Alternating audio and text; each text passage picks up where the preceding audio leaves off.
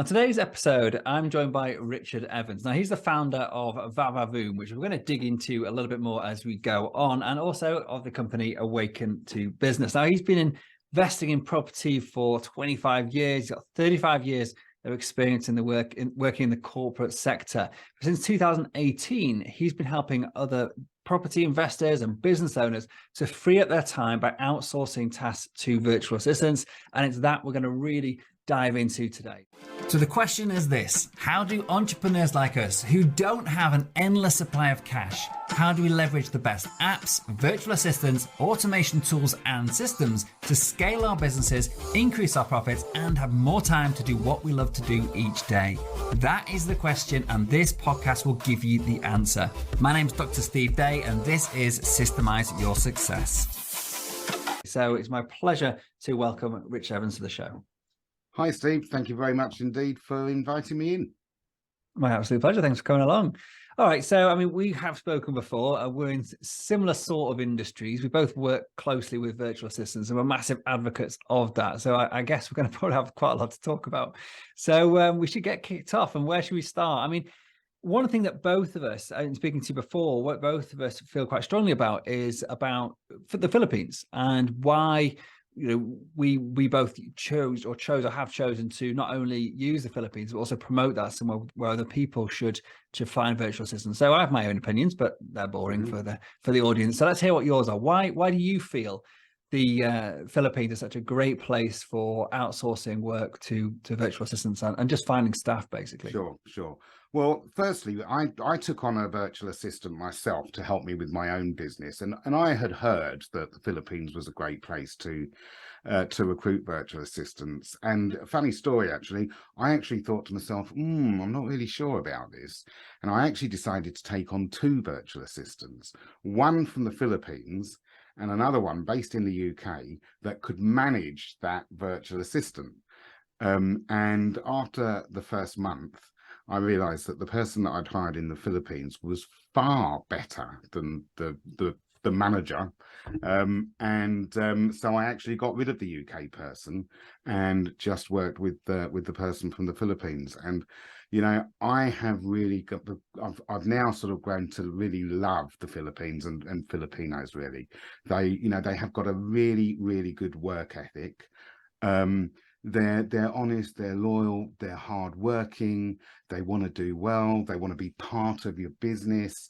There are so many good reasons for taking people on from the Philippines.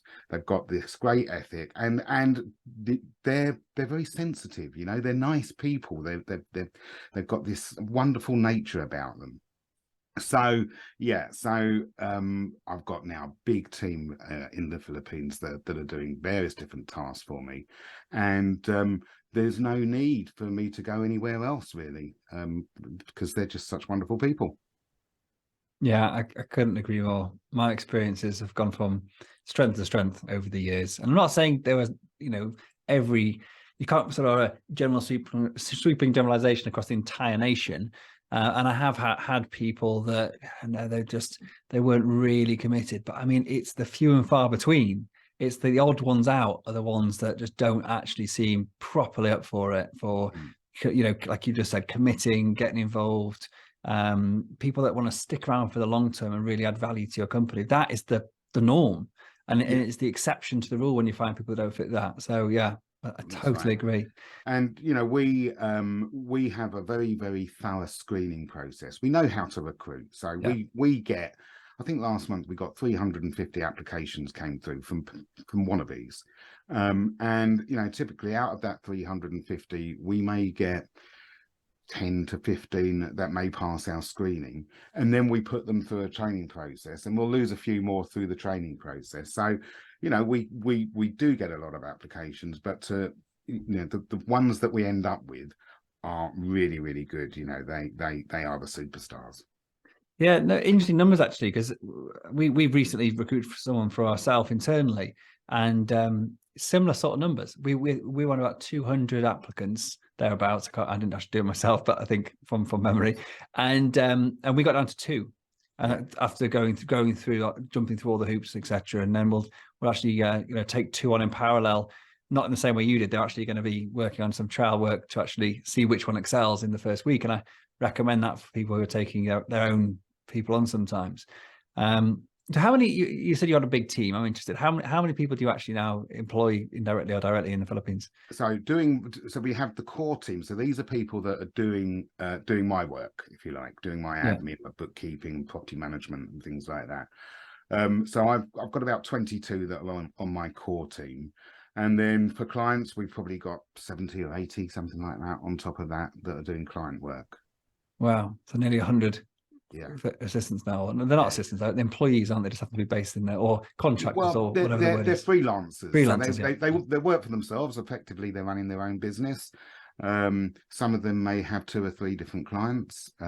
So yeah, but they're freelancers working under our sort of service agreement. And so how is it, how do your services work? So is it that you explain it? Okay, all right. So we talk about the Philippines being, being such a good place to actually recruit virtual assistants. But of course, a lot of people, they decide they're going to take on a virtual assistant, and they've never outsourced before. They've perhaps never actually led a team before. They don't understand the culture. And they don't know how to task manage. And I found when I first started, this is how the business really started off. People were saying to me, Richard, it's amazing the way you've got this virtual assistant that's doing all this work for you. And some people were saying that they tried working with a virtual assistant and it hadn't worked out for them. And I found that there were common mistakes that people make. First of all, it's not just about having a virtual assistant, it's about having the systems in place, using the right software, having processes, these sorts of things. And knowing how to, understanding the culture, knowing how to delegate, having a way of delegating the tasks and keeping track of what's going on and all these sorts of things. So people started asking me if I would mentor them and help them when it came to recruiting a virtual assistant and putting the systems in place. And that's how Awaken to Business came around. And so I was doing a bit of recruitment and a bit of mentoring.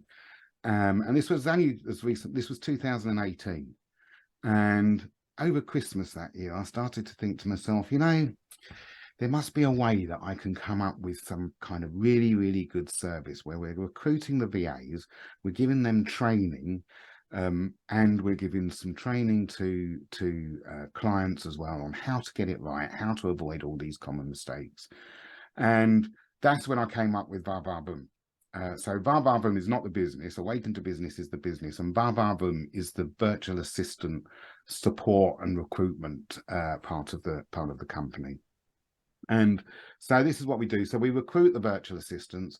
We train them to work the VaVaVoom way when it comes to task management. We train them on our culture. We give them all the education that they're going to need to become really, really good virtual assistants. And the clients, when they come on board, we give clients the education that they need as well. So they get mentoring on how to work with VAs, again, the culture in the Philippines, our task management system, the way of doing things. And we train them in how to be a great leader, not to be a boss or a manager, but, be there to support your team as well and inspire people and motivate people to get the best out of them. So that's really what we do. Yeah, I think fantastic. This is very, very close to my heart. I mean, it's we have a lot of similarities in or some similarity, I should say, in the way we work with our clients, because we come from a slightly different angle.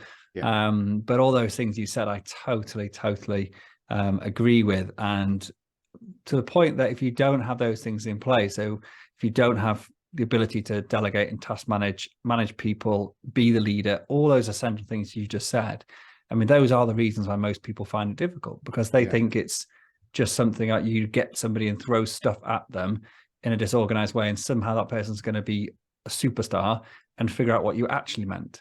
And humans are humans, that they know people need to, they can't guess, they can't make stuff up. So all those things you just said, I think are the key. And it's not rocket science, but it's just having that formula or that framework to work to that makes it so much easier for people, I think. So Fantastic. It really is. And sometimes I might get a call from a client that says, it's not really working out with us. I think I don't think this VA is really the best. I think maybe we should try somebody new. And I'll go, oh really? And I'll say, the first things I'll say is, are you using Trello as the task management? That's the way we talked about it. Well, no, not really. And are you having weekly Zoom calls with them at least once a week to run through the task? No, not really. And are you reading the daily reports when they come through? And it's where the client isn't doing all the stuff that we tell them to do. Yeah. And then they wonder why it doesn't really work out for them. They think they're going to get and that's not fair to the VA as well, because then the VA loses a client because the client's not doing their bit. And if we were to replace them like that, then we give them another VA and it's not going to work out with them. It's very, very important that the client is working the right way and the VA is working the right way. Yeah. It's interesting to hear say that. We used to have exactly the same conversations when we used to do what you do, when we used to have a team of virtual assistants that we sort of hired out to people on a temporary basis. And those are the same conversations that we used to have time and time again. Yeah. And they're very frustrating when people are, as in the virtual assistants or the staff, are probably just trying their hardest to make it work. But if you give someone, blunt tools or, bad instruction, then they're going to really struggle. And I think one of the things that we talked about delegating, so we use Asana, use Trello, both task management apps, similar sort of idea. But what most people do is use instant messenger or email. And I know I'm reading between the lines here, but go on, explain why in your words. I've talked about this endlessly, but I'd love to hear other people's opinions, why we shouldn't be doing that. So I always say to people, this is part of the mentoring that I give to people, is that always communicate at the very highest level that you possibly can. So if you're at home and you want to talk to somebody in your family and they're in a different room, don't shout through the hallway at them. Get up and go into the same room and have a proper conversation. Now, of course, with a virtual assistant, they're on the other side of the world, so you can't do that. But what you can do is you can have a Zoom call. So have the conversation over Zoom.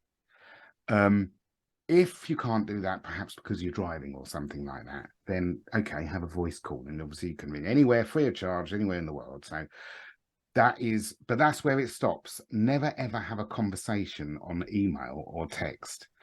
It's not a conversation. It's not interactive. Things get misinterpreted. There's no tone of voice. So, it's really, really important. If I want to talk to one of my team, I will send them, we use Slack rather than WhatsApp. I'll send them a Slack message. I'll say, are you free to join me on Zoom? And then we can have a proper conversation. So I was listening to some interesting data.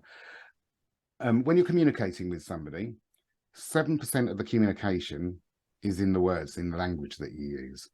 35% is in the tone of voice, and 53% is in the body language. So, that is why it is so important that if you can, do it face to face. Couldn't agree more. I'll tell you what, I will add one thing that we do a lot of in our company because of the time difference. And a couple of my staff, they'll start work at my time about 3 a.m. And I'm an early riser, but I don't often get up at 3. No. And so we do a lot of video messaging as well. So asynchronous video communication. And I find it's not as good as being one-to-one, but it can be more convenient. And still, you're getting all of those things you described as essential parts of communication. So I think that's a really good tool for the toolbox as well. Yes, no, definitely it is. Yeah, it's not interactive, but that is also a very good way of building up to the conversation that you're going to have. Yeah. But all the meetings like you, I mean, it was interesting when we first spoke and hearing you talk now as well, things like daily check-ins, weekly one-to-ones, all these things that we advocate, and they're all part of our systems. And it's so interesting when you speak to people that have similar values, that are doing similar things, and how similar, for a third time similar in a sentence, how similar the the take on how you do something is, and you realize that when I think it's really reassuring when you speak to people like we are doing now, when you're thinking, we must be on the right track if we both independently got to pretty much the same idea for the fundamental core stuff. I think that's really reassuring. Yeah, well, we know it works. Yeah, we know it works. That's it. Yeah. One thing that I'm interested in, because you have nearly 100 staff or associates or whatever in the Philippines, and I've got at most I had 14, and so I was just getting into that point at that stage of levels of management. So we had so there was myself, and there was a manager, and then actually there was a sort of sub manager who was actually just dealing with the new recruits coming in, but we never really got beyond that. And I'm interested, with that team of 100, there must be layers of management within that. And I'd love to just dig into that with you. And how do you structure that? How does it work? And especially with all the people living remotely. Yeah, so it's not easy, and it happens over a period of time. So yeah, I'm the CEO of the business, and I'm totally reliant on my team and having the right people in those layers, as you say. So I'm the CEO of the business, and under there we have a senior leadership team. Okay, so these are, if you like, directors of the company, and I have them for the various different functional areas. So we have marketing, we've got sales, operations, finance. Those are the key areas. So we have and we also have training as well. So we have the senior leadership team there, and then under them we have team leaders, and then we have the team under there. So they're the different layers. And is that the director level? Is that also based in the Philippines? Yeah, they're all not on the property business. On the property business, my co-directors are all here in the UK. But as far as Awaken to Business is concerned, all in the Philippines. Okay. And how did you recruit those people in at that level, or did you scale them up or train them up? Sorry. They've all learned it. They've all learned it. So everybody has come in at just a team level, and then they have moved up depending on their abilities. Yeah, that's exactly the way we've done it over the years as well. Everybody had the same recruitment process, with a couple of exceptions. Like if I'm hiring graphic designer, web developer, somebody with a specialist skill set, or maybe I'm looking for somebody particularly customer facing role compared to a back office systems geeky sort of role, then I might have slight tweaks in the process. Right. But except for that, people come in at to date anyway at one level, and then they promote it up. And I think what I found, I would love to hear your opinion on this, but I think by doing it that way, then the job market is much bigger, or the available to people, and they are that type of person, and that's the wrong word, that type of role is where often the job boards, say in the Philippines, are positioned. It doesn't mean the people that are looking for jobs are that caliber. As in, what I mean by that is you often got people with many years of corporate experience, of mainly most people we ever have got degrees, if not beyond, masters, etc. But also massive experience. So if you but they're actually still looking on the same job boards and translate that the people who are just at entry level are. So I don't know if you experience that, and if that's one of the reasons you do it. Yeah, so we have two pricing structures.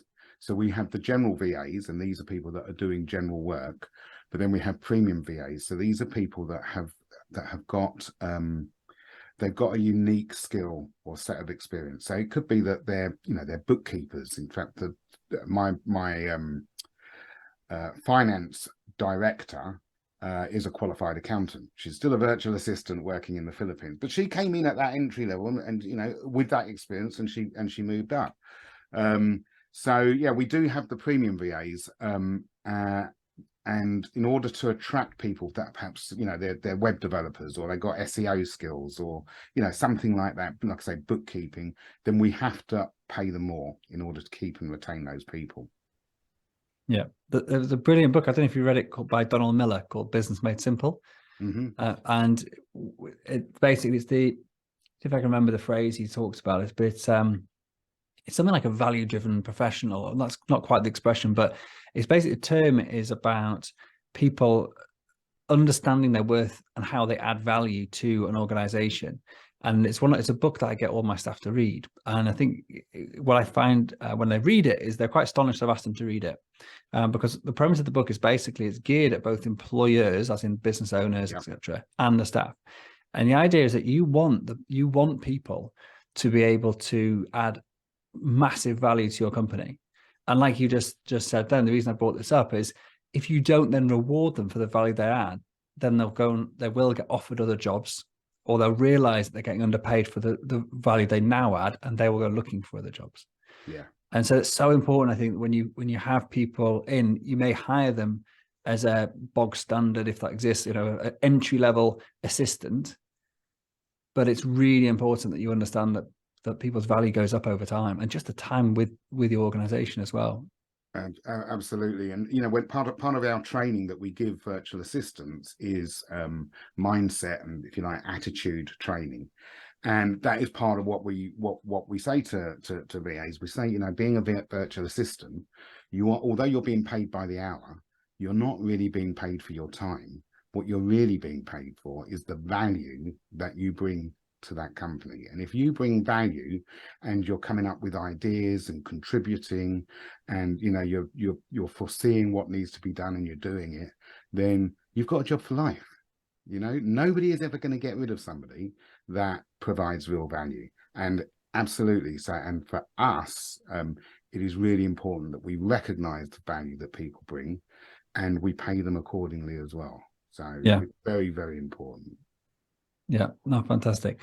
One thing that I know, it's something I struggled with for many years in really getting my head around, and I know it's a fear or a barrier, or it's a reason people don't use foreign remote workers, and that is about not just foreign, but I guess it's staff in general, because it's more about how do you, not just communication in general, but communicating values. So how do you what's the word I'm looking for? How do you spread your values throughout your organization, so that when people are representing you, that they're doing so in a way which is in line with your values? Because having a team of 100, that is something that must be a challenge, and especially when they're coming from different cultures and working remotely.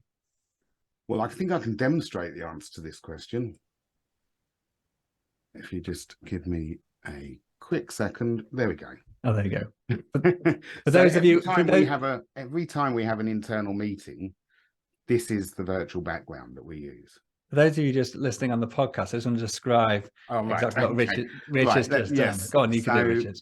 So, okay.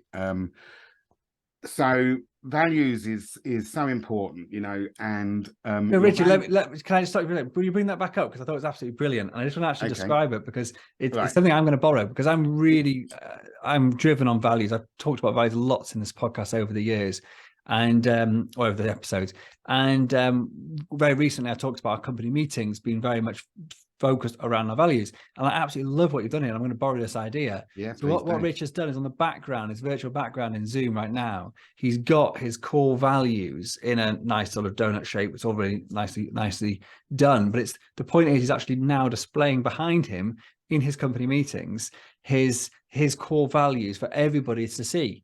And I think that was such a neat idea. So I'm going to borrow that one. Yeah, please do.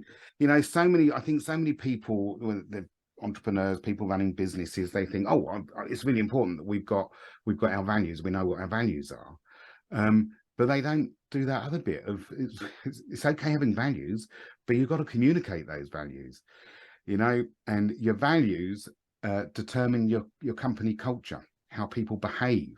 So every single virtual assistant needs to fully understand what our values are, what they're all about. So yeah, so we communicate this. And when I'm mentoring clients, I say to clients, you've got personal values and you've got your business values. And I think everybody has these personal values because that dictates how they behave. Most people have never actually written them down, and although they're there, they don't recognize them. When it comes to your business, you need to think, first of all, what do my clients need? You've got to think about the client first. What are their problems? What are their needs? What is the business that we're bringing to them, the solution that we're bringing to them? When you understand your client's problems, then you can develop your business values that are going to bring a solution to your client. And when you do that, then you start to set the culture of the business, and that then also gets reflected through in your branding. So there's a whole process that you go through there when it comes to values. Yeah, I was talking about this the other day actually in the podcast, and one of the things that we do now. This is why I was so excited when I saw your backdrop. It's such a simple idea. I love it though, and because every company meeting, every team meeting we have each week, once a week, we got a whole team together, and there's a whole section of that team meeting, which is actually the biggest part of the meeting now, which is all around values, and we do certain exercises and role plays and things around our values to drive it home every single week that it's not just we're not doing this for the hell of it. We're doing this because we stand for something, and we live by that. And if we don't, if you don't want to live by them, that's fine. Get out and let somebody come in that does. Yeah. And it's really simple. And so we fire on values, we promote on values. Everything is driven around value, the decisions we make for our clients and customers and everything. So totally with you on this one. I've got another one here as well. So we have another business, which is your virtual marketing team. Yeah. And there some of the values are the same, but some of them are different. And wow yourself, wow the team, wow the client. And then we've got so wow is our core value. Okay. And then you can see there the supporting values that wrap around that. I'm going to have a chat with my graphic designer. Don't worry, I'm not going to steal your values. With those are fixed. But well, you'll have your own set of values. Exactly. It took me, just on this. I think it's one of those things that people, or I did anyway. I read a book. I think it was Traction many years ago by Gino Whitman, and he talks about this and that. How important they are. And I was sort of like, I dabbled at it, so I had to go for whatever, penciled them down, and then we started doing it with the team a couple of years later, with the leadership team. Sorry, and then we got the team involved. I think it's took me about 4 years to actually settle on. You know what? That's right. That's it. Got it. Yeah. And so I think I just want to put it out there, because don't feel you have to get this right first time. No. Because as you start talking about them and using them, that's when you really think, you know what, that doesn't quite resonate with me. There's something missing there. Or one of the things I think it's Gina Whitman talks about as well, which is about having qualifying statements for each one. So rather than saying integrity, which everybody has and means nothing, is, well, what does integrity mean to your business? What does it actually display or show, and the behaviors that actually display that what integrity means? Yeah. I could talk about values for hours. It's like your why behind the why.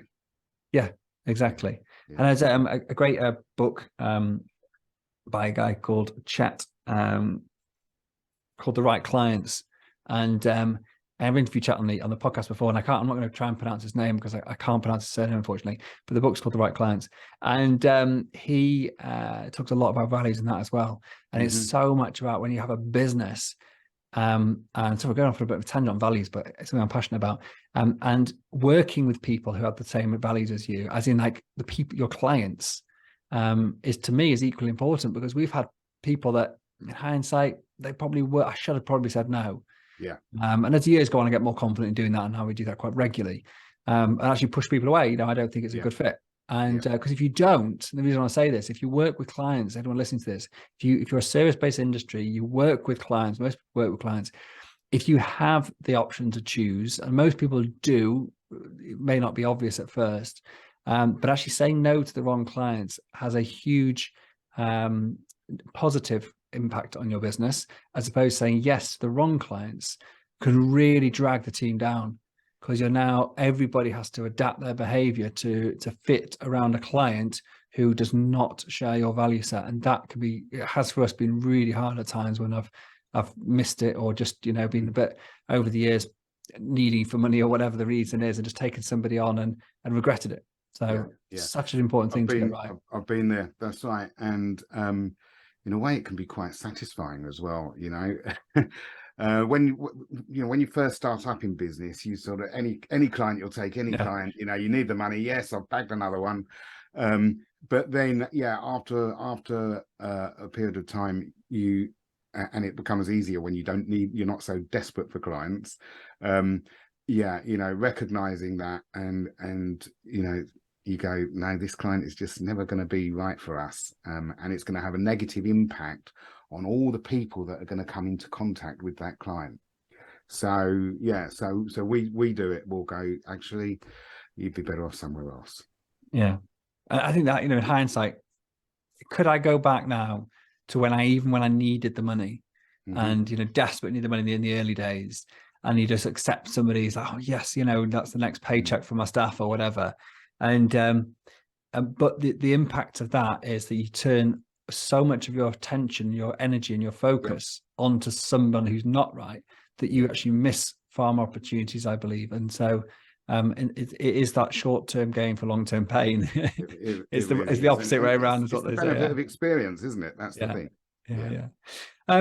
Great. I'm going to come back on track a little bit because, as I said, I could talk about values and things, as it's so important. But one thing that I am also very interested in, and that I know that is a worry, and often when I'm speaking with new clients who maybe haven't worked with virtual staff before, so remote teams around the world, is about security. And this is becoming a bigger and bigger issue for people, especially when they're in industries where there's slightly sensitive information.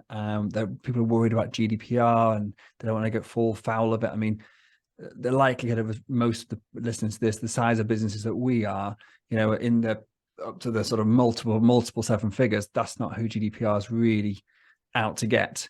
They're looking for the big boys big girls who are basically buying lists of numbers. So I don't want to over scaremonger people here, but internet security in general is important.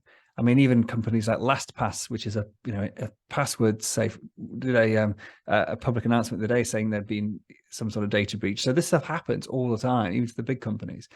So that's a bit of a long intro to a short question, but again, it's something I'm quite passionate about. So how do you deal with information security when working over the internet with your virtual teams? Okay, so it's a subject that comes up all the time, and there are many different things that we do to make sure that we are being as secure as we possibly can. So first of all, when it comes to the recruitment side, it's important that we are doing the right vetting. So we in the Philippines, I've forgotten what it's called, but it's like a police check. So which the VA actually has to pay for this. Not us, they pay the authority. And then they've then got their certificate that they can give to us to say that we haven't got a criminal record or anything like that. We take next to kin details and this sort of thing as well. When we take them on, we give them an offer of engagement, which includes an NDA in there as well. So they're not allowed to discuss if they've got a client through us, they're not allowed to discuss that client's business or what they're doing with anybody, including us. It's strictly between them and the client. So there's the NDA. Then we come on to the whole thing of such as the internet. So yes, LastPass is what we part of the education process again that we give to clients is use LastPass. If you're not using anything else, use LastPass when you're sharing passwords and logins with your virtual assistant, so they won't know what the login code is, what the password is. And then if they move on, then you just withdraw the permission. We also recommend a VPN, a virtual private network that people can use, which shields IP addresses and things like that. It adds another layer of security in them.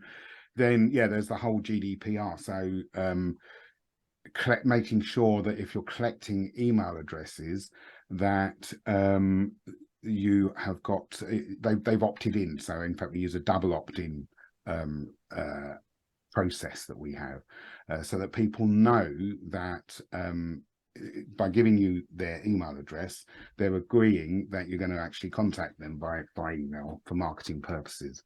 So there's that opt-in as well, and of course that is linked to the privacy policy, so people can read what your privacy policy is and agree to that before they actually share any data with you. So they're the various different layers. Okay, fantastic. And so if people are looking to say work with one of your virtual assistants, and they can be, you know, as confident as you can be that things are pretty safe. You've covered most of the important bases. Absolutely. And then the other thing is there's the practicality thing. So, you know, if you've got a virtual assistant and they're doing this work for you, there's two things. A, they've got a good job which they're being paid for.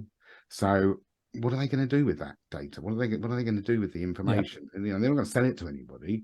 They've got a very good job and they're well supported, and why would they jeopardize that? So there's that sort of common sense element as well to all of this. Yeah, I think actually that's quite an important thing, because like initially we were talking about the security. So obviously there's the actual just checking the person isn't done for fraud and whatever in the past, and that's important.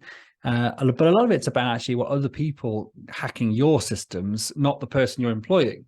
Because if they can find, and again, it's very unlikely for most people's businesses when you're not a big target because you haven't, you're not a huge company or whatever. But it's these sort of like scare stories people talk about, and those things, steps that you've mentioned before, like VPNs and not sharing passwords, etc., are really good ones. And one of the things that we do now is to have a quarterly, we call it the GDPR checklist, but it's really just about a data security checklist, really. And that's to get our team to just, and actually have to give credit. So Punit Bhatia, who I interviewed many months ago on the podcast about GDPR and data protection and data security, and he came up with, he suggested some ideas. We just basically formalize it into a system like I do for everything, and so it's just a quarterly checklist that goes out, and it's saying, have you used an internet cafe this quarter? Have you used a VPN when accessing X, Y, and Z? Have you changed your passwords in the past 3 months? And it's literally a checklist to say, have you done these things? And they have to sign it and agree they have.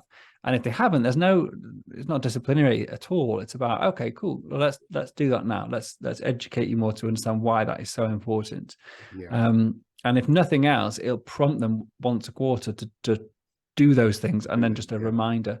So that's something that we've been doing now for a few months, and well, more than months now, a few quarters, quite successfully. That's a very good idea. Yeah, I'm going to borrow that one, Steve. Yeah, thought you might. Oh, brilliant. Well, Richard, literally, I said it before we started, we could talk for hours on this stuff, because we share similar values, as we determined when we first spoke. And actually, go on, tell us. This is something that I'm glad I remembered to bring this up. Tell us about the charity you support, because I think this, for me, really resonated with me, and it's something that we're actually looking at also supporting in the coming for next year. But tell us a little bit about the charity you support before we do finish. Sure. Yeah. So this is one of our core values, giving back, and it's really important that we've got a business with a purpose, and it's not just about making money. So, and in fact, it's been that from day one. And we used to work with an organisation called Buy One Give One, which has systems in place so that small businesses can make a difference, a big difference. And we used to work with them, and the money used to go to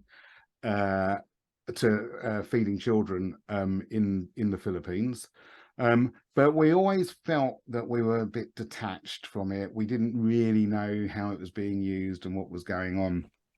And then I got introduced to a lady called Jane Walker, who runs a charity in the Philippines called the Purple Community Fund, and I had a good conversation with her.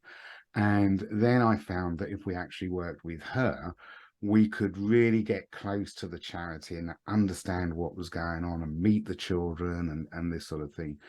So we now, what we do is one of the big problems in the Philippines is that there's a lot of poverty in the Philippines, so you find that there are children that have to work in order to contribute to put food on the table, the family table. They probably haven't even got a table, in fact, but yeah, to provide food. So they have to work. And when I'm talking about having to work, I'm talking about not very nice work. You know, I'm talking about working on dumps and things like that, finding things that, you know, walking around in sewage and with rats and, you know, this sort of thing, finding things that they can upcycle to sell. So not good work, and they're not getting an education. So it's just a big vicious circle. And what the Purple Community Fund do is they provide food and education to these children, so that they don't have to go and work. They can actually get that aid. So every time a new client comes on board, we actually provide a month's worth of food packs to a child in the Philippines. So, you know, our clients are really sort of contributing to that. And yeah, in January, in fact, we're doing some live training. I'm going over to the Philippines, which is the first time I've been. I've never actually been there. So we're doing some training in a hotel in January at an event that we're putting on. And yeah, part of that, we're going to be going and we're going to be spending a day with the Purple Community Fund and the kids and adults. They provide aid to adults as well, but we're going to be going over there and seeing all the good work that they do. Fantastic. Well, I think it's just such an amazing cause. I really do. So I'm very glad I remembered I wanted to ask you that question before we finished. So with that said, I think I do need to draw to a close. As I said, we could talk for hours and hours, but I massively appreciate your time. I did want to ask you a couple of quick closing questions, which I always like to before we go. You've not been let off the hook just yet. So very simple and a bit of fun, but give us a few apps, 2-3 apps, whatever, apps, plugins, software that you could not live without. Okay, well, I think first of all, I would say Xero when it comes to the bookkeeping side. You know, having some kind of bookkeeping software is essential for every business. We use Xero. We train the VAs in Xero. We're actually a Xero partner. A wonderful piece of software. Just love it to pieces. We also do a lot of property management as well. So Arthur is another one that we use substantially, which is like if you like, it's a CRM for your properties, property management software. So certainly couldn't live without those. But the list goes on. You know, Trello, massive fan of Trello. Less annoying CRM as a CRM system. You know, there's lots and lots. We use lots of different bits of software. And, you know, it's just so important. If you want to grow, if you want to scale your business, if you want to be working with virtual assistants, you must use software. There's no point in having virtual assistants and not be, you know, having the processes and having the right bit of software to do the things that you need, automate the things that need to be done. Love it. Great answer. Who else do you think would be a great guest on this podcast? So let's think from a software or from a systems point of view, I would say I think that a fella that in fact I've just been speaking to him earlier today, and he runs he's a client of ours. And he runs a property business, and he's got 4 VAs, I think, from us. But he has really systemized his business very well. He's got lots of systems and processes in place, and so his name is Graham Lindsay. I can put you in touch with him. Yeah, fantastic. Yeah, Prim Property Services. He runs, and I think he'd be a really good guest for you. And he's a nice guy as well. Okay. Perfect. And the title of this podcast is Systemize Your Success. But what does success mean to you? Success comes in many different flavors, you know, and I think, you know, a lot of people think, oh, success is if you people look at people that are running businesses that are successful, and people think that success is measured in terms of money. And I think it is way down on the list, really. I think, you know, for me, and this is really where the values come from. For Awaken to Business, what we want to be doing is having an impact on people's lives. We were talking about, you know, the recruitment. When we're recruiting virtual assistants, the last thing we actually look at is what formal qualifications do they have. You know, the first thing we look at is how do they present themselves? You know, do they look like they want to be the best version of themselves? So it's mindset. It's everything is in the mind here, and how they behave and attitude. So those are the first things. So I think I've deviated a bit from the question.